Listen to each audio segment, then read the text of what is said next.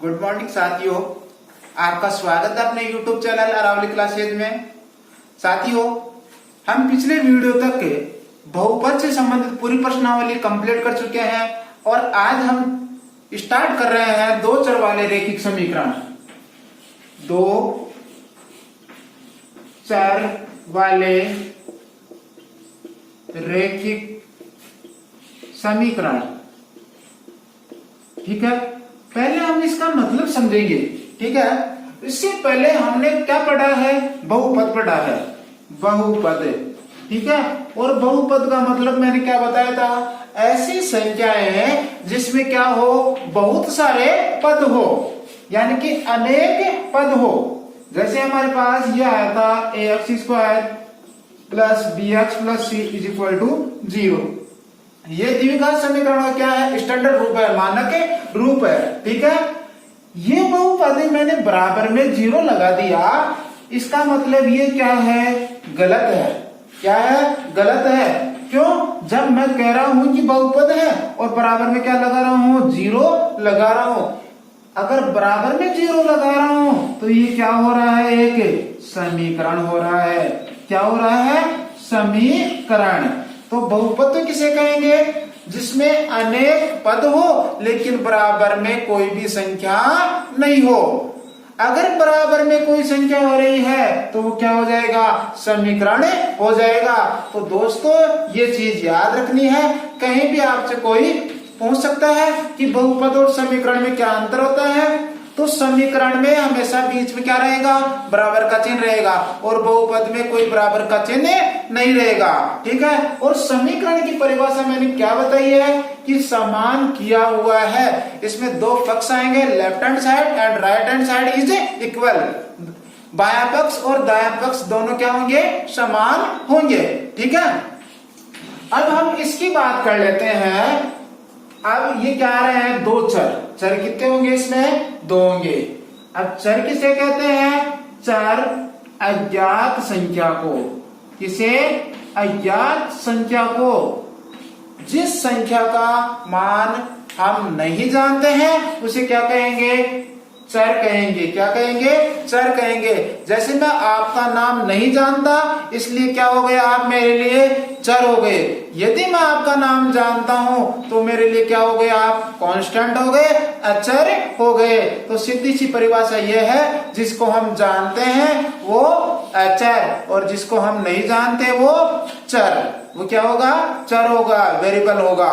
ठीक है, अब ये तो हो गई चर की बात। रेखिक की बात है। रेखिक का मतलब क्या होता है? रेखा।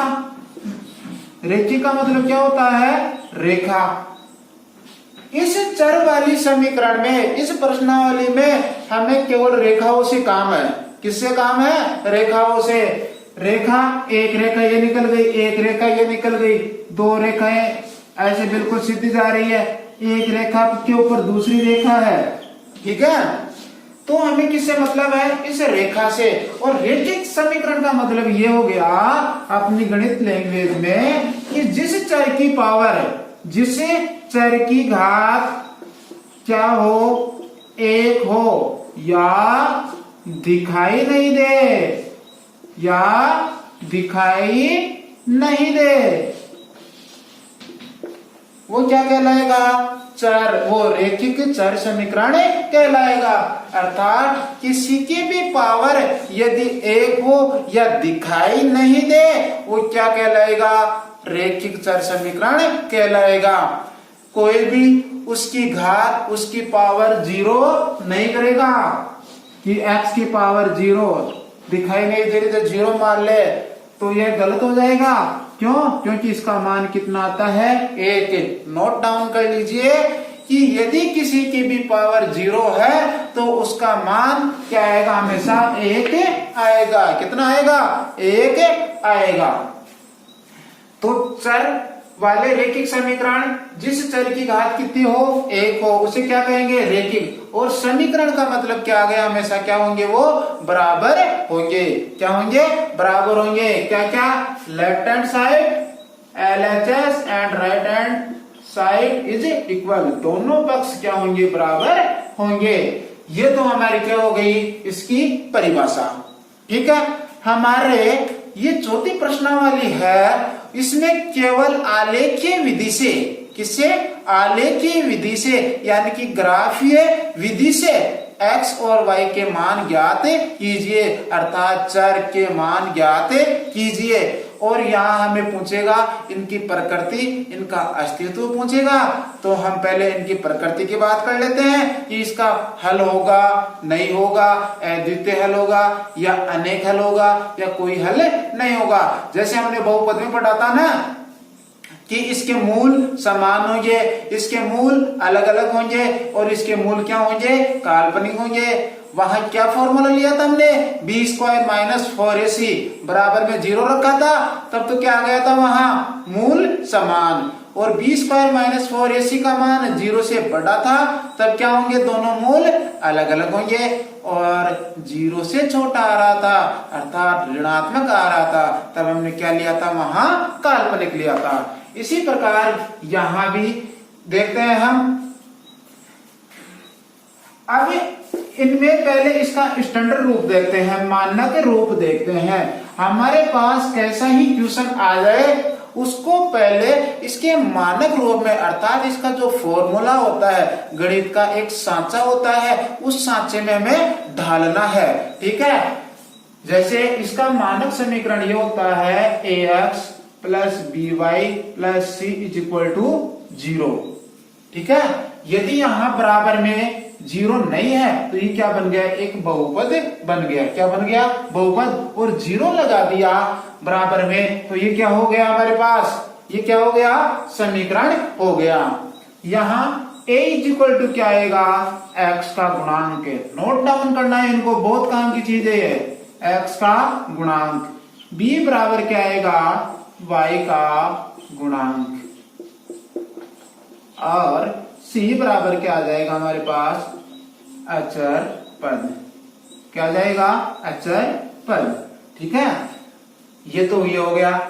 अब साथियों याद रखना है कि जिस समीकरण में जितने चर होंगे, जितने चर होंगे उतने ही क्या होंगे हमारे पास?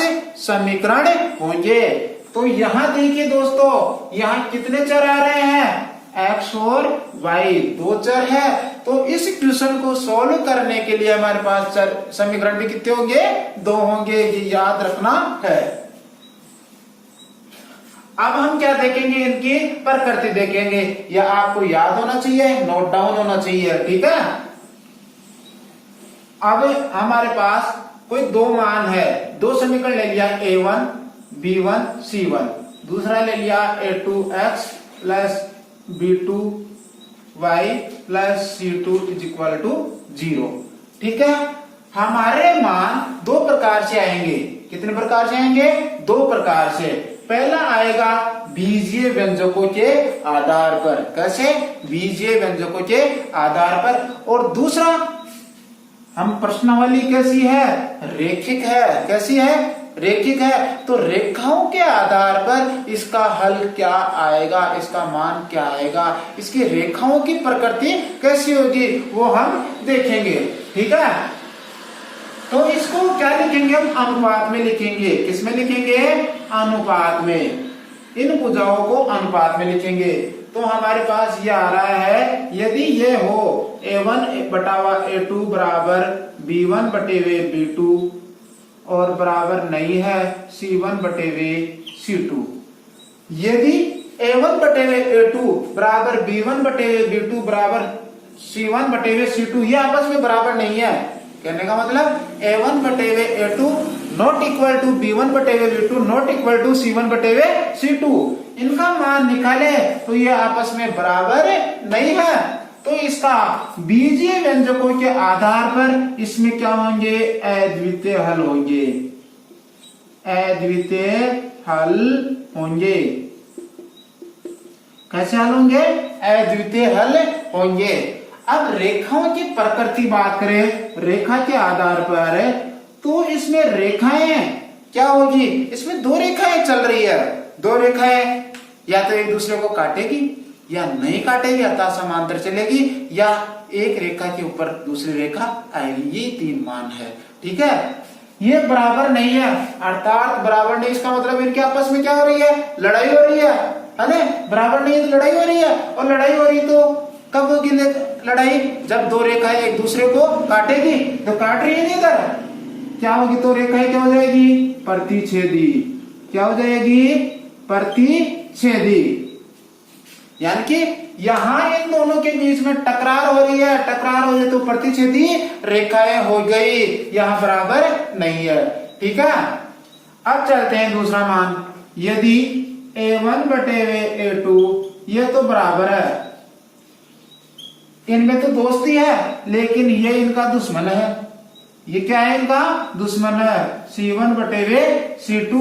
तो इसका क्या आएगा, इसका कोई हल नहीं है, कोई हल नहीं है।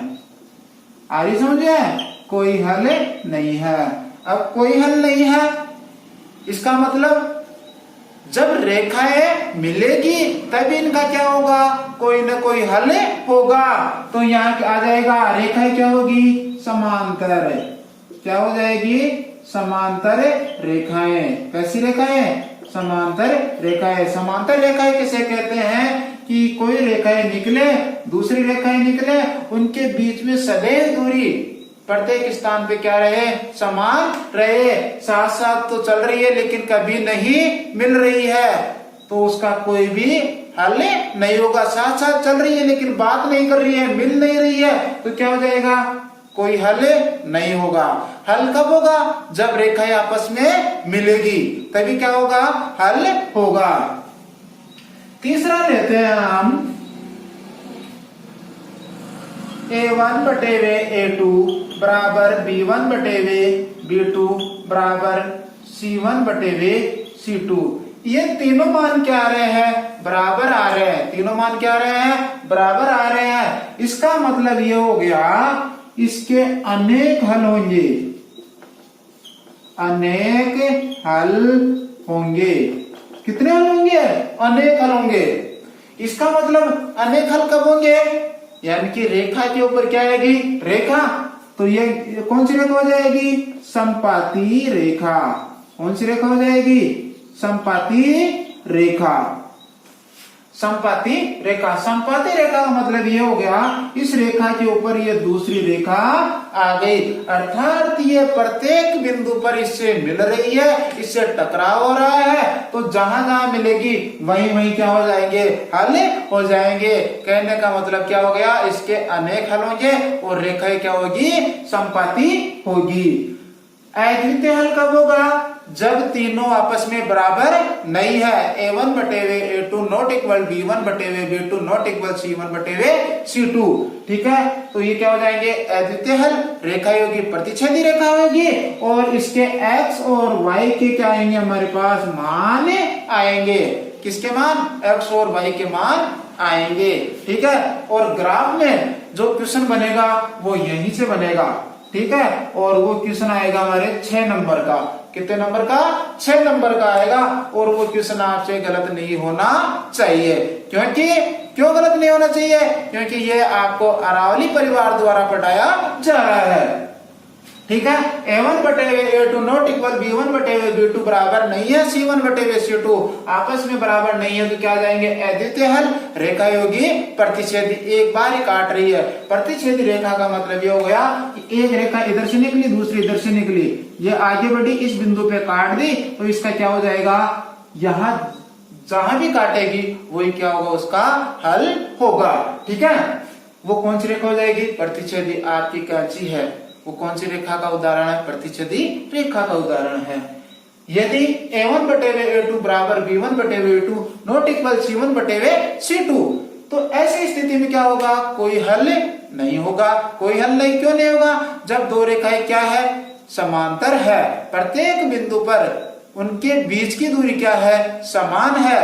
उदाहरण के लिए रेल की पटरियां देख लीजिए, अपने कमरे की छत और फर्श को देख लीजिए, आमने सामने की दीवारें देख लीजिए, वो क्या है, समांतर रेखाएं हैं। ठीक है, और A1 बटेवे A2 बराबर B1 बटेवे B2 बराबर C1 बटेवे C2 अर्थात तीनों मान बराबर है तो क्या होंगे, अनेक हल होंगे। अनेक हल कब होंगे, प्रत्येक बिंदु पर ये रेखाएं एक दूसरे को काटेगी, इसका मतलब क्या हो गया, वो समपाती रेखा होगी। ठीक है, आज हम प्रश्नावली भी चालू कर देते हैं। 4 पॉइंट चौथी प्रश्नावली है और उसमें पहला ही क्वेश्चन है कि अनुपातों को A1 बटेवे A2 B1 बटेवे B2 की तुलना कर ज्ञात कीजिए कि निम्न रैखिक समीकरण युग्म संगत है या नहीं है। तो यह हमें देखना है संगत और असंगत कैसे आएंगे। तो दोस्तों संगत आएंगे जब उस संख्या में कोई ना कोई हल होगा, एक हल होगा या एक से अधिक हल होंगे। एक हल होगा या एक से अधिक हल होंगे, वो तो क्या होंगे, संगत। और असंगत कब होंगे, जब वो मिलेंगे ही नहीं। असंगत कब होगी, असंगति यानी कि वो मिल ही नहीं रही, वो मिल ही नहीं रही। अर्थात वो कब होंगे, जब A1 बटेवे A2 बराबर B1 बटेवे B2 बराबर नहीं है C1 बटेवे C2। ये क्या हो जाएगा, असंगत। असंगत का मतलब उसके साथ कोई संगति नहीं है, उसके साथ कोई संगति नहीं है। और संगति वो कब नहीं है, जब वो मिलेगी नहीं। और वो मिलेगी कब नहीं, जब वो समांतर रेखाएं है। ठीक है, तो एक क्वेश्चन है हमारे पास, ये क्वेश्चन है पहला, 2x माइनस के 3y बराबर 8। ठीक है, और ये आ रहा है 4x माइनस के 6y बराबर के 9। ये क्वेश्चन आ रहा है और क्वेश्चन ये कह रहा है कि इसका मान संगत है या असंगत है। तो संगत कब होगा, संगत यानी साथी, संगत यानी साथी। और साथी क्या होगा, जब मिलेगा, जब आपसे कोई मिलने आएगा तभी तो वो साथी होगा।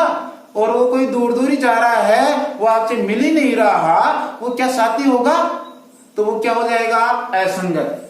वो क्या हो जाएगा, असंगत। तो आपकी संगति और असंगति को यहां आजमाइए आप। ठीक है, संगत कब होगा, जब दो रेखाएं आपस में मिलेगी, अर्थात एक कोई ना कोई एक हल होगा। संगत कब आएगा, जब हल होगा, जब हल होगा। हल कब होगा, या तो दो हल होंगे या अनेक हल होंगे।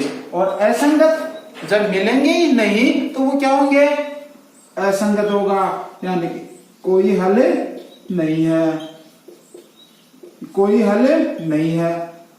अब इसकी रेखाओं के आधार पर बात करें, हल कब होगा, एक तो कौन सी रेखा होगी, प्रतिच्छेदी रेखा। कौन सी रेखा होगी, प्रतिच्छेदी रेखा।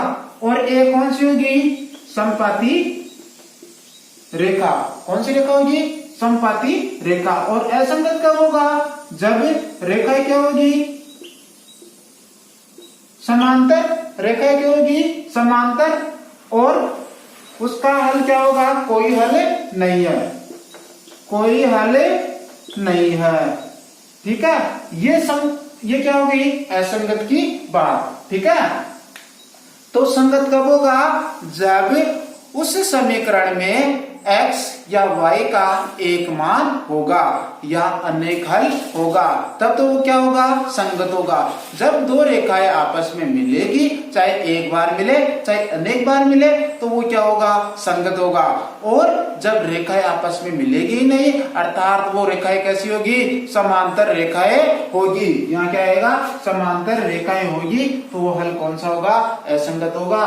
और संगत कब होगा, जब एक तो ये आएगा A1 बटेवे A2 बराबर नहीं है B1 बटेवे B2 बराबर नहीं है C1 बटेवे C2। एक तो या तो बराबर नहीं है, या तीनों क्या आएंगे बराबर, A1 बटेवे A2 बराबर B1 बटेवे B2 बराबर C1 बटेवे C2। या तो बराबर नहीं है तीनों, या तीनों बराबर है, तब क्या होगा, वो संगत होगा। ठीक है, और असंगत कब होगा, असंगत तब होगा A1 बटेवे A2 बराबर B1 बटेवे B2।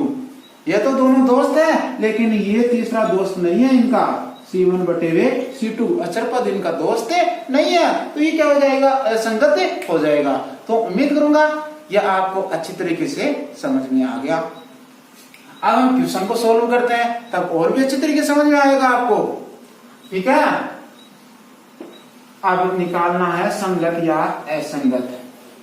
सबसे पहले आपको ये देखना है कि ये इसके मानक समीकरण के रूप में है या नहीं है, और इसका मानक समीकरण क्या होता है, हल। यहां लिख रहा हूं इसका मानक समीकरण ax plus by plus C is equal to 0। ठीक है, यहां a बराबर क्या होगा, x का गुणांक, b बराबर क्या होगा, y का गुणांक, और c बराबर क्या होगा, अचर पद। अब हमारे पास दो समीकरण है। कितने समीकरण है, दो समीकरण है। तो यहां से a1 का मान निकालेंगे, वो कितना आएगा, 2, और a1 बराबर क्या होता है, x का गुणांक। b1 का मान निकालेंगे, b1 होता है y का गुणांक, और y का गुणांक कितना है हमारे पास, -3 है। माइनस को छोड़ना नहीं है, नहीं तो छोड़ दिया माइनस तो ये पूरा क्वेश्चन नाराज हो जाएगा। क्वेश्चन नहीं, कॉपी चेक करने वाला क्या हो जाएगा, नाराज हो जाएगा, और नाराज होने पर जानते ही आप क्या होगा फिर। ठीक है, वो बताने की आवश्यकता नहीं है। और C1 बराबर क्या आएगा, 8 आएगा। कितना आएगा, 8 आएगा। A2 बराबर क्या आएगा, 4 आएगा। और B2 बराबर क्या आएगा, -6, B2 6 है। और C2 बराबर क्या आएगा, 9 आएगा। ठीक है, अब क्या करेंगे, हम इसकी जांच करेंगे कि संगत है या नहीं है, दोस्त है या नहीं है। ये याद रखो, दोस्त कब होंगे, जब एक दूसरे से मिलेंगे। मिलते हैं या नहीं मिलते, देखते हैं। तो इसकी जांच किसकी, संगत या असंगत की, संगत या असंगत की। ठीक है, तो क्या रखेंगे हम, a1 बटेवे a2, इसे बराबर का चिन्ह मत लगाओ आप, तो ये रखो b1 बटेवे b2, यहां भी हटा दो, c1 बटेवे c2। जैसे होगा वैसे चिन्ह लगाएंगे। अब क्या आएगा, a1 बटेवे a2, अपने पास मान है, तो ये कितना आ जाएगा, 2/4। यहां आ जाओ, -3/-6, यहां आ जाओ 8/9। माइनस का भाग माइनस में दिया, क्या आ गया, प्लस। बताता हूं कि समान चिन्हों का गुणा भाग क्या आता है, हमेशा प्लस आता है। अब क्या करना, कोई संख्या कट रही तो उनको काट लीजिए। 1/2, 1/2, 8/9। हमारे पास आ गया 1/2 बराबर 8/9। यही हो रहा ना, अरे 1/2 और 1/2 है, दोनों को क्या है, बराबर है। अरे ये तीसरा इनका दोस्त नहीं है, दोस्त नहीं है तो बराबर को हटा दिया, बराबर को काट दिया, नॉट इक्वल टू।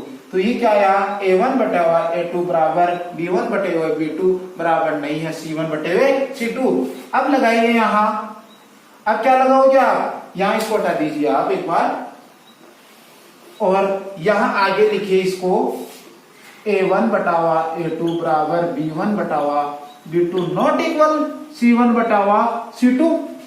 क्या आ गया, c1/c2। अब इसको क्या लिखोगे आप, क्या लिखोगे, समांतर रेखाएं, कोई हल नहीं है। तो क्या लिखोगे, कोई हल नहीं है। कोई हल क्यों नहीं है, क्योंकि रेखाएं कैसी है, समांतर रेखाएं है।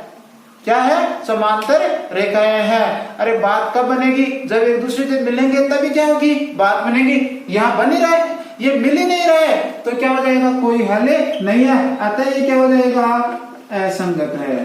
क्या हो जाएगा, असंगत है। तो साथियों, आशा करूंगा आपके अच्छी तरीके से समझ में आ गया होगा। ठीक है, इसी प्रकार सारे क्वेश्चन निकालना है आपको। यदि क्वेश्चन ये आ जाए तो क्या लिखोगे, कोई हल नहीं है, असंगत है। तीनों बराबर आ जाए तो क्या लिख दोगे, संगत। और तीनों बराबर नहीं है तो क्या लिखोगे, संगत।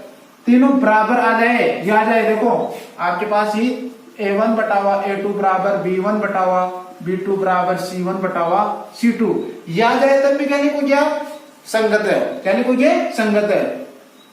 और बराबर तीनों नहीं है तो भी क्या लिखोगे, संगत है। और ये लास्ट वाला ये बराबर नहीं है और ये बराबर है आपस में, तो क्या लिखोगे, असंगत लिखोगे।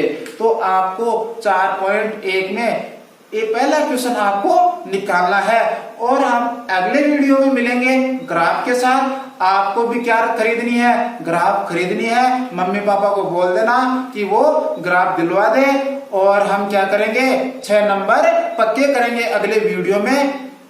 अब मिलते हैं अगले वीडियो में। धन्यवाद। जय हिंद, जय भारत।